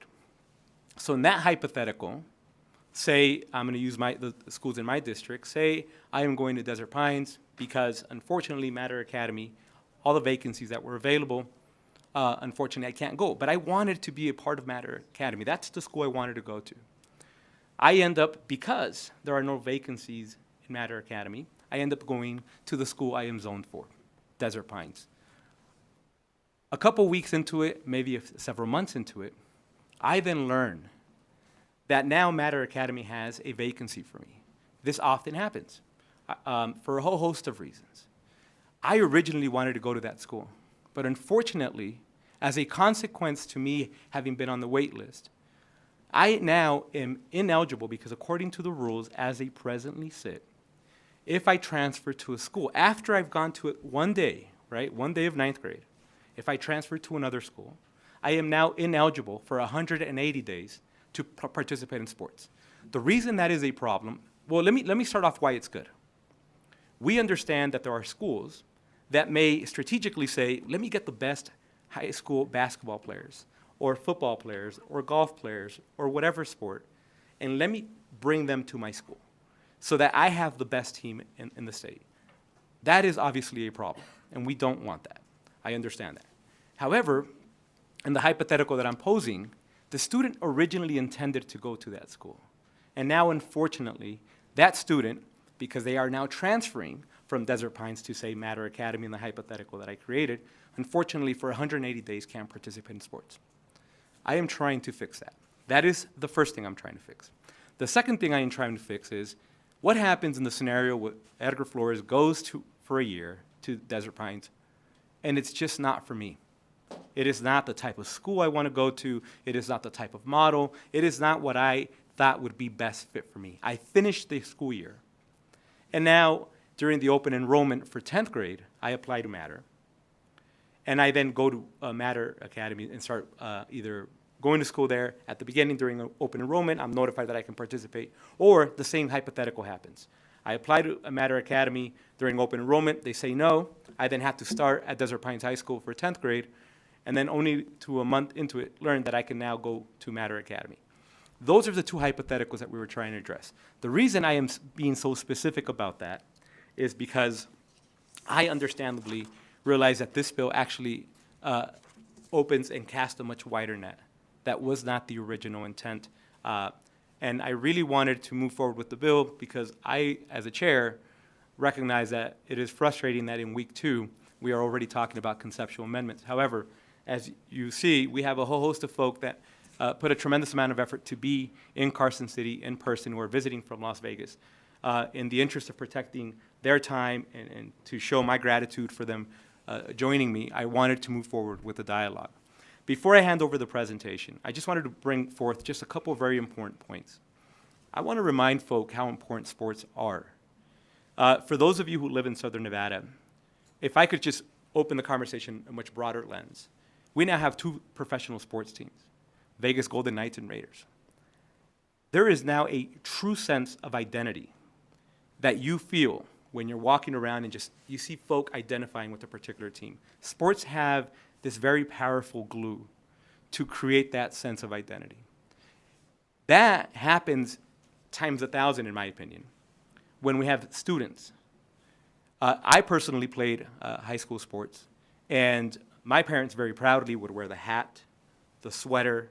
There was this very genuine competitive spirit that existed as a consequence to me being a part of that sport, and it gave me a sense of identity. And I think it's really important that we focus on that, because when we're talking about allowing a student to participate in sports, we're not just talking about that individual, but it's that entire community that surrounds that particular student. It's their parents, their brothers, their siblings, their friends, their neighbors. That's going to create that power. In addition to that, I also wanted to just bring forth that we all understandably realize the more a student is involved in a school, the better that student is going to perform. Because but for having good grades, they may not be able to participate in sports. But for having good attendance, they may not be able to participate in sports. It creates a huge incentive to ensure that students are actively participating in sports, because in return, I think you'll have a better student. Now, I want to make it abundantly clear what this bill does not do. This bill is only addressing that lottery system. And I want to remind you, that's where I differentiate between any other transfer. Any other transfer, you go from one school to another, there is no lottery system. We're not taking into account that even if in a hypothetical world, the best athlete of a particular sport applied to a charter school, it is a lottery system. There is no guarantee that all those students would be able to be a part of that school. That's the first thing. The second thing is, I wanted to make clear that the rules of everything else are already in place in the NAC and NRS. I am not changing any of that. I am only focused on a specific topic, which is charter schools and when we transfer to a student, because there is a lottery system. With that, if I could hand over the presentation to Ms. Fairless, please. Good afternoon, Chair Lang and members of the Senate Committee. First of all, I want to introduce a student that I brought with me today, and second part of the presentation will be my assistant principal. Will be giving you a second story. But for just a minute, Renee Fairless for the record, lead principal for Matter Academy of Nevada, and I would like for Kobe to introduce himself. I'm Kobe Robinson. I'm a student at Matter, and I'm a family of 13, and I enrolled myself in Matter for the dual enrollments. Kobe's going to allow me to tell his story, and his story is definitely a much broader net than what we're talking about today, but I think it's an important story for you to hear, and I think sometimes it helps us understand a little bit about charter schools as well. Ma'am. So, yes? Please Renee state your- Fairless for the... Thank you. I was getting to that next part. So let me first say, Renee Fairless, for the record, I'm the lead principal of Matter Academy of Nevada, which is a school of 2,000 students. We are 100% FRL, 60% EL. We are a state public charter school that proudly represents the east side of Las Vegas. With all that being said, I led the very first Matter Academy to be a 5-star school. It was a K-8. And with doing that a second time with a second campus, becoming a 4-star, 3-star, we were given the privilege of opening a pre-K through a high school. And little did I realize what I was in for. My dream has been somewhat challenging when you look at sports and all the things that you're facing once you do that. But what I would like to share with you is opening this school, I'm really here to help not only present but to support SB 114, especially with an amendment to provide a one-time transfer exemption of the 180-day sit-out for varsity sports.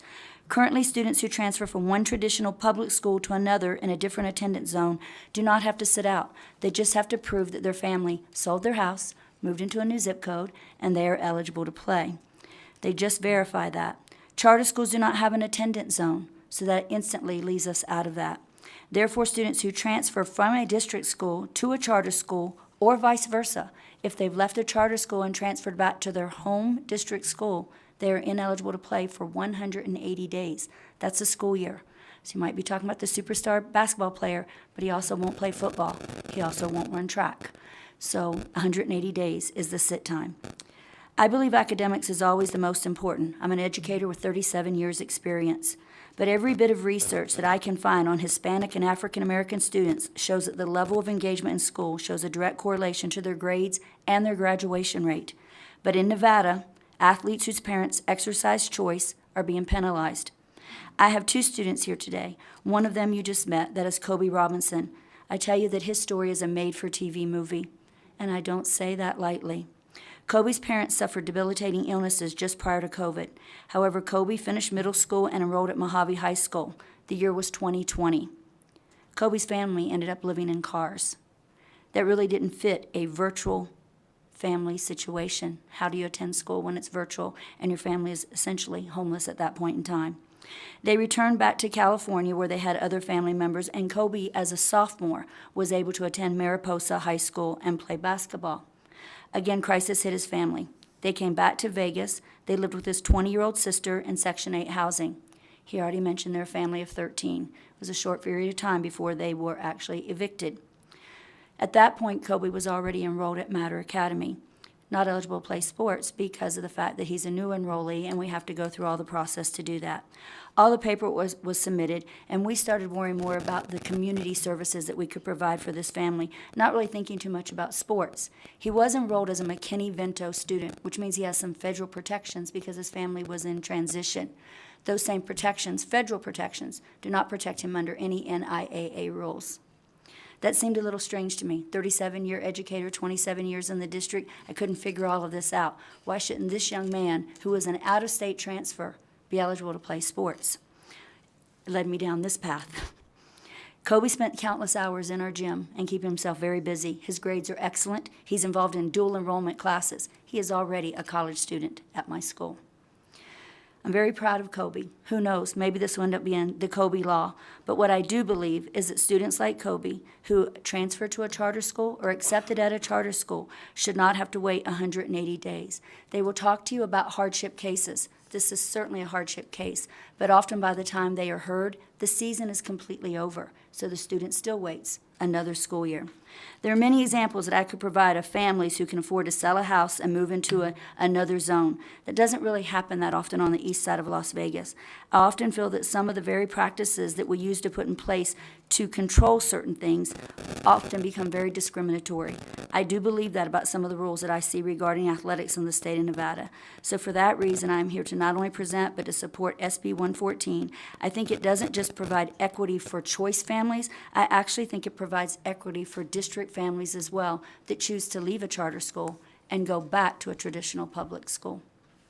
I have an assistant principal who'd like to tell you a second story, but I have Kobe here to come back later for questions. Madam Chair, we'll take your direction. Senator Edgar Flores, for the record, would you like for him to join us, please? Can we go sit back down? Yes, please. Is this one for me and Kobe? Yes, please. Thank you. Kobe, not this. Look, I'm shaking. See what you guys do?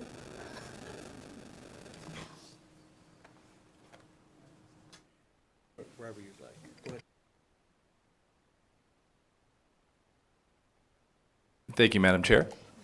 This is RJ Sandgate for the record, Assistant Principal at Matter Academy East with Renee Fearless as our principal. We also brought one of our other students to share his story, tell you a little bit about himself, and I'll give some follow-ups with that. I am Dalen James. I am a 10th grader at Matter Academy East. I am a AP and dual enrollment student. RJ Sandgate for the record. Yes, so Dalen is one of our prize students here at Matter Academy. He's a 10th grader first currently. He came to us through a student simply talking about our programs, which is really exciting when students are talking about your academics and not just your sports. That kind of gives you some validation of what you're doing. So currently under our realm of things with the high school, we have 3 programs really running. We have our dual enrollment, we have our AP programs and our CTE programs. Currently, we have 9 CTE programs running. Dual enrollment, we're actually working with 3 universities. Dalen is both an AP and a dual enrollment student. He's currently taking AP seminar, and he's also taking our communications 101 class with UNR, which is an extended model, which is actually something fantastic that we're able to accommodate with UNR with that. Currently, we have 97% of our 11th graders, which is going to be our first graduating class for Matter East, which is really exciting. 97% of them are fitting in one of those 3 buckets. So we really do put an emphasis on specialized programming for our students when they come, and that's what's really drawing the students to our campus, not just our sports. But he did get into our lottery system. He did get into our school, which Senator Flores did mention before. Just because you go into lottery system doesn't mean you're going to be getting into our school, which does put us in a disadvantage athletically, either way you look at it. Whether there's a 1 year you can transfer over, you still have to get through the lottery system. It's not just picking and choosing. So that is a misconception that we always love to share with anybody that would be willing to listen. But moving forward, he has been able to play a varsity sport, and he is currently in the middle of his sophomore year. That is detrimental to him as a person because the other side of him is an athlete. And as Senator Flores said, you can learn a lot from playing a sport, life lessons in general. Former athlete, I can't tell you how much it's brought to me being the young man that I am today. So I know that's been hurting him quite a bit this past year, having to sit out because as we're growing, we don't have a JV team for certain sports such as our football team. We didn't have enough to have 2 teams, so we had to sit out the entire football season and watch that team play, which you could see on his face on a gamely basis, how much that hurt and really hurt him as a person.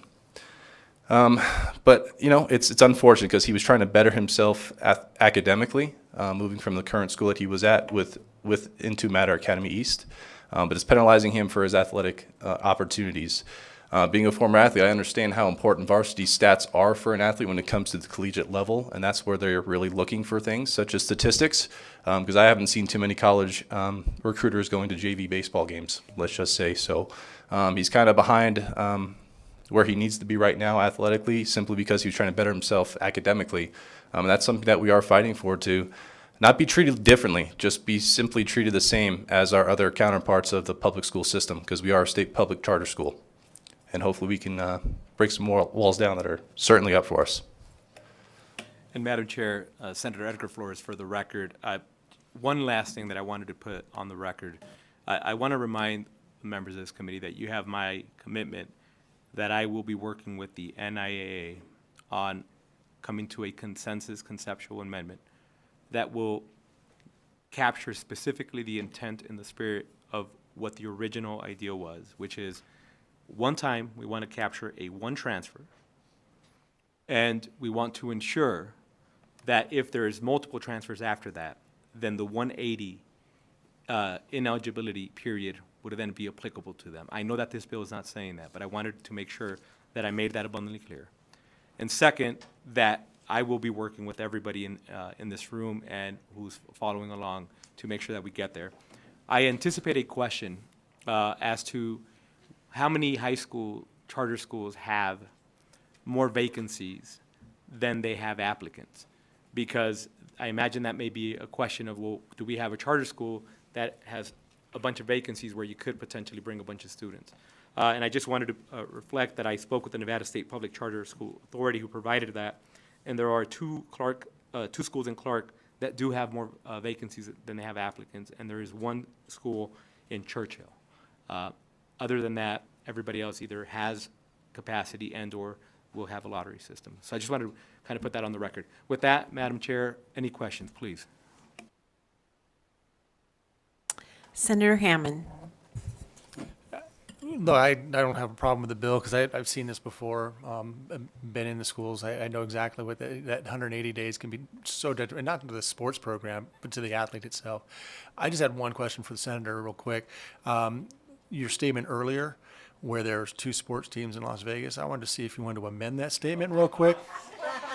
Just so you know, because there might be a third or maybe even possibly a 4th one that actually brought Las Vegas its first, national, world championship, to Las Vegas. So I didn't know if you wanted to amend your statement. Madam Chair, Senator Edgar Flores, for the record, I stand corrected. We obviously have the amazing aces. We have the aviators, and I can go down the list. Silver Knights. I can continue. We also have, we talk about lacrosse. And we do have a professional lacrosse team now. And I think Scott Hammond has a professional, I forget what was it, a golf team or something? Senator Hammond has a professional team as well. So I wanted to acknowledge that and put that for the record. Okay. Thank you very much. And I think you did answer, originally I had a question on whether or not we were talking about more than one transfer. You're talking, and the other thing is, and I'm glad you clarified this, are you intending to put this in the bill where you have to prove that you were on the wait list? Yes, Senator Edgar Flores, for the record, the intent is to work with the NIA on the ideal language for that, but we could craft that in there. And that is a conversation that we specifically had earlier this day. But I am only being hesitant to say absolutely that's the way we're going to go, because the consensus, we may find that there's an alternative route that is easier or something that works better. But again, none of this will happen without everybody at the table being in agreement. Thank you, Senator. Senator Buck. Thank you, Chair Lang. And I missed your name, sir. My name is Dalen James. Dalen. All right. Kobe and Dalen, your stories are powerful. And Renee, I just want to commend again your work and definitely your passion. Having the privilege of working alongside you years ago, and now you're on fire even more. Just to be clear on a couple of things that. Currently, if a student enrolls on the first day of school and they're accepted and everything, they can participate then that year? Thank you for that question, Senator Buck. Senator Edgar Flores, for the record, that's correct. Presently, anybody who starts 9th grade in whatever school they choose, they're eligible for sports on day 1, so long as they haven't transferred. Because, like I said, there are the hypotheticals where you may enroll in school A day 1, and then 10 days later, you enroll in school B. The 180 ineligibility period would trigger at that point. Okay. And then with the scope of the bill, can they do the reverse if they're not happy at Matter, they can go back to the district counterpart? And thank you, Senator Buck, for that question. That's exactly what we're conversing about now, Okay. because this is also true. There is also a lottery system when we talk about our magnet schools. And so if they are in a very similar situation that our charter schools are in, we want to maybe cast a wider net in that lens to ensure that they are also protected. But that is correct. Okay. Thank you. And please. Renee Fairless for the record. I just wanted to add something to that. And to give you examples, if a student does come to a charter school and wants to transfer back to their district school, even if it's their home school, they must sit 180 days. Whereas if you attend a district school and then you move into another district school zone, you're immediately eligible. So there is no wait time. So I just want to make sure we clarify that. The other thing I want to say is Dalen's almost a perfect example. He was a freshman when he transferred in. He didn't get in initially because we were just expanding our high school. And so he went to El Dorado and was there for 4 or 5 months. And then he transferred to Matter once he was accepted, but he has not played a sport at either school. So here he is going to be going into his junior year of high school and has been denied playing sports for 2 years because at that time he wasn't, I guess he didn't play football, so he was going to play baseball, I guess was what. But he transferred prior to that time. He wasn't eligible at our school. He wasn't eligible in the fall. He hasn't been eligible in the winter. So his 180 days started last winter. So you've taken an athlete who isn't just a one-sport athlete, but an athlete, and denied him 2 years of school so far of playing. So there is some things of like when we talk about that transfer period, what that really does look like. And all I'm trying to do is to just level the playing field, that these kids will get to play at least some sport, you know, even if there needs to be some language about a particular sport or something, but that they do get to play once they've been accepted into a charter school. Thank you. Senator Neal. Thank you, Madam Chair. Thank you for that example, because it made me think about, so if Dalen gets a chance to go and play, I guess for part of the junior year before his senior year, how, because I'm assuming you're still engaged in sports outside of campus. So how would a coach, I mean, because I think we might need to deal with maybe, you know, your level of athleticism, because would that allow him to get on the varsity team if he returns? Because he's had 2 years where there would be no record for the coach to have for him. So I also want to say this. Often when you're dealing with... Please state your name. Know that. It's okay. Renee Fairless, for the record. I also want to point this out. Earlier I used the word discriminatory. Often when you're dealing with schools that are like my school, these kids do not play sports outside of school just because of the tremendous expense. And so their school athletics is where they really do, you know, finesse their craft, if you will. And so I don't know about Dalen if he's playing outside of school. No. And I'm pretty sure with Kobe, it's very limited as well. So I do want to make sure I say that, because I do know in some parts of town, the NYS and all those different sports programs are bigger than even the high school sports are. So I just wanted to say that. But yes, that could be a problem, right? Is that he's come in, he's going to be a junior. We often don't even have, we didn't have a JV football team. So, and often that's what the NIAA comes back and tells you. He's eligible to play, but he's only eligible to play at a sub-varsity level, which was true for Dalen. If we had had sub-varsity, he probably would have been eligible to do that. We just didn't have that. And even in the district, now that there's so much movement that's taking place with magnets and things, many of those schools don't have 3 levels like we used to have back in the day. So, you know, back in the day, you had a varsity, a JV, and you had a B team, so the freshmen got to play. Just don't see that much anymore. And so that's why this would also really help district students as well, that if they chose a charter and then wanted to go back to their school, they wouldn't have to sit there as well. Did that answer that? Any further questions? Seeing none, I'll go to public comment. Anyone in the room wishing to speak in favor of the bill, please approach the table.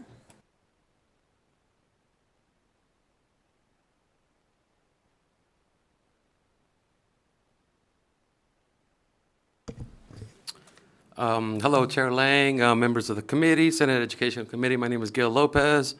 I'm with the Charter School Association of Nevada.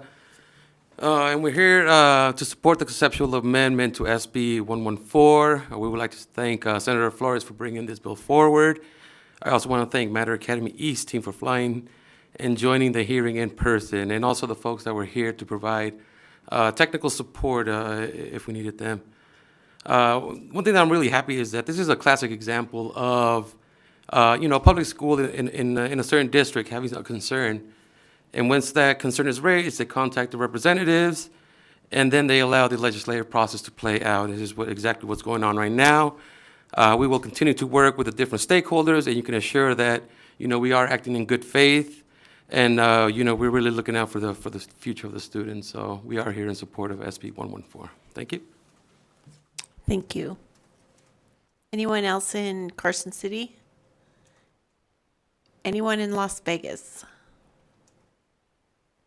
BPS, I understand we have people on the phones. Are there any people wishing to speak in favor on the phones?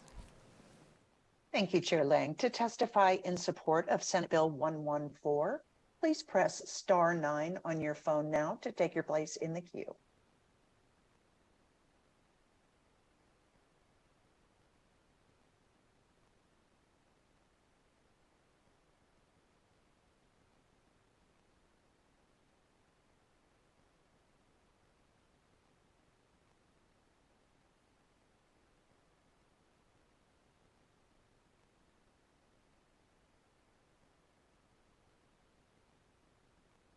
Caller with the last three digits, 594. Please press *6 to unmute. Thank you, caller. You're unmuted. Please proceed. For the record, my name is Usila Koech, Usila. The last name is Koech. Thank you, Madam Chair. Thank you, Senator Flores and the senators. My son has a similar story to the student from Matter. My son was born very premature. He had medical issues through middle school. And then when COVID hit in 2020, we had him on an online school because of the doctor's request. And so when it came time when COVID eased this year, and we put him into a full-time school, he's a junior, and he is actually ranked top 5 distance runner in the state. And my son cannot compete because the NAIA rule says he has to sit out 180 days. So we appealed the decision. We met with the NAIA, with their lawyer, and it took, the process is just miserable. You submit the documentation in April, and they don't hear you until after the season is already on. So by the time they heard our case in December, the cross-country season for our son was already gone. So we actually had to look for places for him to compete on non-high school related meets. If you look at Texas, if you look at Arizona, if you look at California, if you even look at Utah, none of those states require more than 30 days wait on any transfer for high school students.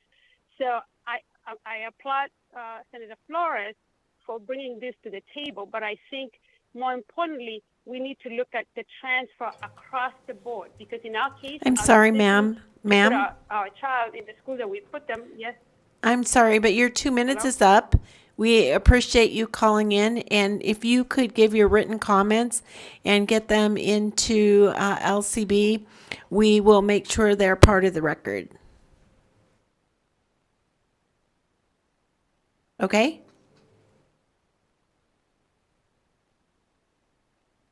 Okay, next caller, please. Thank you, Chair. Once again, we are in support testimony of Senate Bill 114. If you would like to testify in support, please press *9 now. And while we're waiting, I just want to remind the people on the phones that we allow 2 minutes for public comment. If you go over that, I'm going to have to unfortunately interrupt you and ask you to submit written comments. Chair, there are no additional callers wishing to testify in support at this time. Okay, anyone in Carson City wishing to speak against? Anyone in Las Vegas wishing to speak against? Anyone on the phones wishing to speak against? Thank you, Chair. To testify in opposition to Senate Bill 114, please press *9 on your phone to take your place in the queue.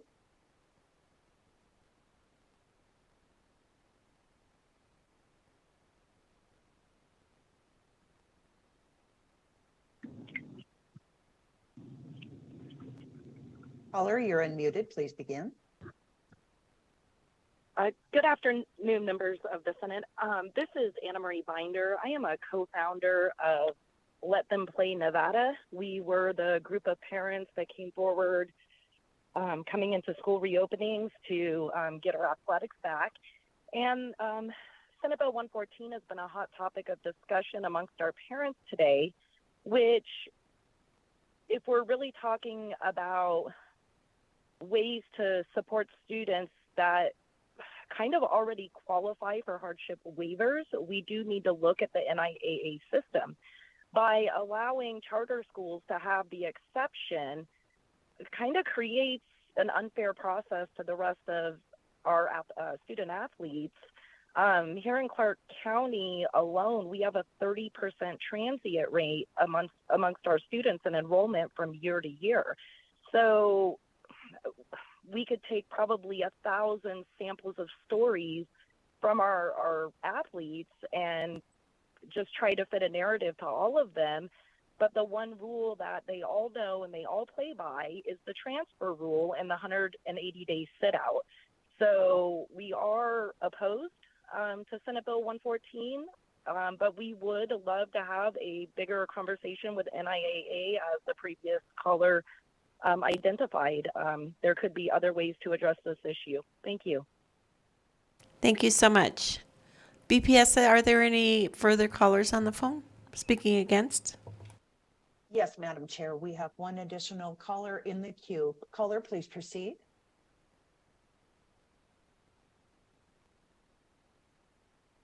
Caller, you are unmuted. Please proceed. Please ensure that your phone on your end is not muted, if possible. Oh, sorry. It was. My name is Teresa Johnson. I am a third grade teacher at SLAM Charter School. I feel it is important to say that I do work at a charter school. Both of my children are in public school, as well as my daughter is at SLAM. I understand that there are a lot of schools that are in charter that are operating under a 2A, but I wanted to bring SLAM to the forefront. You are giving the option of allowing students to go to SLAM, specifically a sports-based school, and allowing them to not have to sit out 180 days like they would have to at any school. I want to bring to your attention just wrestling, and then I'll go into football. They entered the conference at 3A, immediately took second in the state. When they were transferred to 5A, they are now currently 2-time state champions. On this year alone, 4 of their finalists, 3 of which who won the state titles, were freshmen who were able to get into the program without waiting 180 days because it was a charter school. Now, if you do this and you allow students to come from all over, there are plenty of feeder programs and there are plenty of higher level NYS programs that you would make a super school. SLAM is, as much as I love where I work, it is the predominant reason why this should not be allowed. The same thing can be said for their football team. They took second last year in their 3A division. They are already a force to be reckoned with. They are an amazing school with amazing athletics. And you would be giving them the opportunity to now not only recruit kids, but allow them to be able to come there without having to wait. And you can say that the charter authority has the ability to have a lottery. If their parents work here or get a job here, then they get automatically let in as well. So it's just, in my opinion, would be a huge disservice if you're using SLAM as the only example. Thank you. And I agree with giving the idea of opening it up again to everybody. Ma'am. And getting rid of the 180 days altogether. Thank Ma'am. you. I appreciate the time. Thank you. BPS, are there any further callers against? Thank you, Chair. At this moment, excuse me, there are no further callers wishing to provide support, testimony in opposition. Okay. Anyone in Carson City that wants to speak in neutral? In Las Vegas? Or on the phones?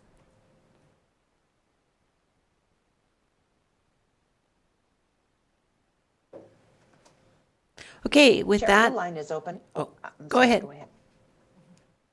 I was just going to say that there were no further callers in opposition. Okay, perfect. Thanks. Senator Flores, would you like to give a closing statement? Thank you, Madam Chair. Senator Edgar Flores, for the record.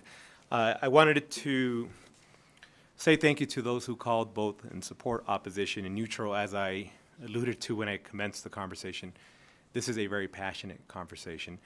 And every voice, I really do believe, should be represented. However, I just wanted to clarify a couple of things that I believe may have not, with the opposition, I think some stuff wasn't clear. The reason we are treating charter schools differently is specifically because they have a lottery system. And it is incredibly imperative that we remember that. Even if we had a school that was referenced, for example, SLAM, that has a great team, every single amazing athlete in the state of Nevada could apply to SLAM.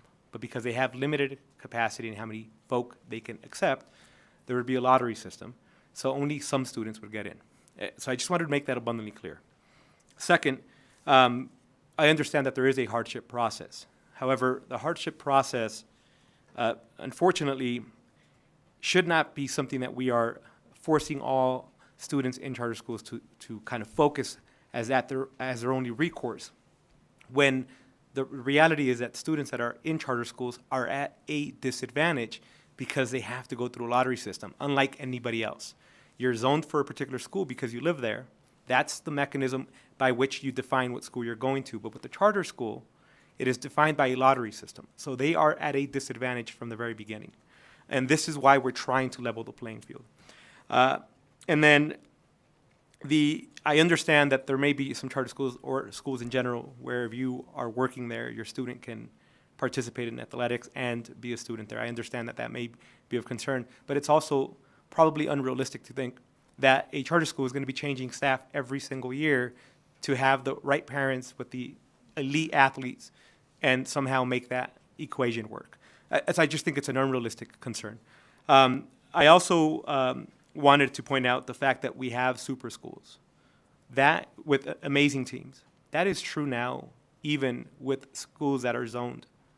I played soccer my entire life, and I played against some amazing schools because in that area of town, they just had a great amount of kids who played soccer all day, every day, and they were just phenomenal. They had great coaching. There's a whole host of reasons why schools perform well, and it's not just this concept of recruiting. So I just wanted to make that fair. I just wanted to make that point that it's not fair for us to attack schools that are doing their job well in athletics. We should be really saying good job to that. And then lastly, I just wanted to share to our students how powerful your stories are. It's incredibly important that you come up here and that you leave this conversation and that you know that I had some friends that I know are watching the Cortez family who told me that they were in tears listening to your stories, because that's how important you are, and that's why we're all here engaging in this conversation, because of students like you. So I just wanted to say thank you for sharing your stories.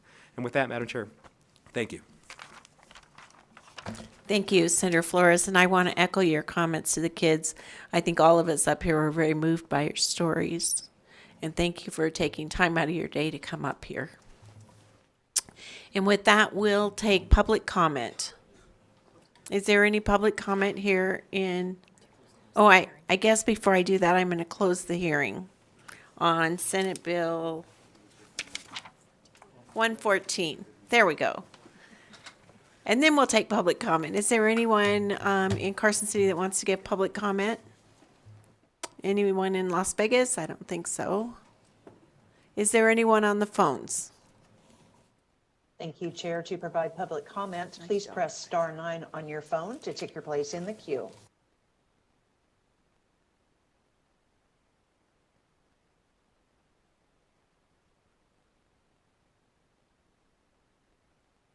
Once again, please press *9 on your phone if you wish to give public comment.